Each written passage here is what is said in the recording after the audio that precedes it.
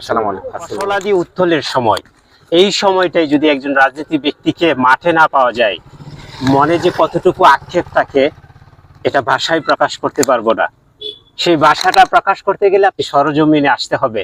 একজন কৃষকের মুখে যখন শুনবেন যে আমাদের এত কঠিন মুহূর্তের সময় একজন রাজনৈতিক ব্যক্তি যখন পাশে না থাকে, অর্থে আর টাকা আর বৃত্তে নয়, টাকা দিয়ে যে সাহায্য করতে হবে সেটা নয়, আমি সামনে দেখতে চাই একজন রাজনৈতিক ব্যক্তিকে।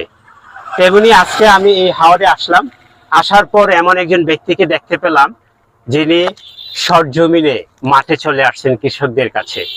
আজকে জানবো ওনার কাছ থেকে কিছু কথা কৃষকদের বিষয়ে। আসসালামু আলাইকুম। আপনাকে অনেক সময় দেখা যায় মানুষের পাশে, গরিব অসহায় দুঃখী মানুষের পাশে, এর ব্যতিক্রম আজকেও দেখলাম না। আজকে আমি মাঠে আসছিলাম, আসার পর আপনাকে দেখতে পেলাম। আজকে জানবো আর কি এই হাওরটা, ইসুপুর হাওরের যে খোঁজ খবর কেমন নিয়েছেন আপনি, এই বিষয়টা একটু জানতে চাই আর কি আপনার কাছ থেকে। বৈশাখী ফসল উত্তোলনের সময় বোরো ধান আমাদের এই তাহিরপুর উপজেলার অনেকগুলি হাওর রয়েছে, তার মধ্যে শনির হাওর, মাইটেন হাওর, লুবার হাওর, এইরকম ভাবে অনেকগুলি হাওর রয়েছে। এই বছর চৈত্র এবং বৈশাখ মাসে অতিরিক্ত বৃষ্টি হওয়ার কারণে কৃষকদের ফসল অনেকাংশে ক্ষতি হয়েছে। অনেক জায়গায় ধান কাটতে পারেনি, পানিতে তলিয়ে গিয়েছে। বর্তমানে বুড়ো যে ধানটা, সেই ধানটা কোনো কোনো হাওরে 80%, 90% হয়ে গেছে, কোনো কোনো জায়গায় 70% হয়েছে। এই যে লোবার হাওরটা দেখতেছেন, ইসুপুর হাওরটা, এইখানে বুড়ো যে ধানটা, সেই ধানটা প্রায় 80%, 90% উঠে গিয়েছে। এবং আরেকটা ফসল রয়েছে, সেটা হলো বাদাম। এই এলাকার মানুষ এই কৃষির মধ্যে বাদামটা খুব গুরুত্বের সাথে বাদামের ফসলটা করে। বাদামটা বর্তমানে উত্তোলনের সময় হয়েছে, অতিরিক্ত বৃষ্টির কারণে বাদামটা ক্ষতিগ্রস্ত হচ্ছে। বাদামটা উত্তোলন শুরু হচ্ছে।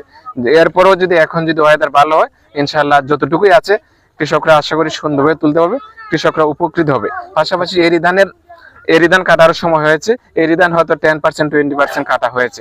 ইনশাআল্লাহ অতি দ্রুতই এগুলি উঠবে, কৃষকদের মুখে হাসি উঠবে।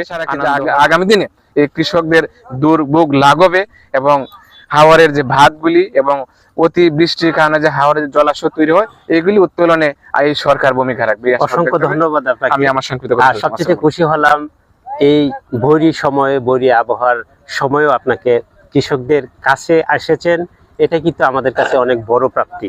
আপনাকে অসংখ্য ধন্যবাদ এবং সবসময় জনগণের পাশে ইনশাআল্লাহ চেষ্টা করি। আমি সবসময়, আমি যে কোনো কাজে প্রয়োজনে বেরোলেই আমি যাকেই পাই ভালো মন্দ সবার খোঁজখবর নেওয়ার চেষ্টা করি। আমি আমার দ্বারা অব্যাহত রাখার চেষ্টা করবো। আমি অসংখ্য ধন্যবাদ। আসসালামু আলাইকুম। আসসালামু আলাইকুম।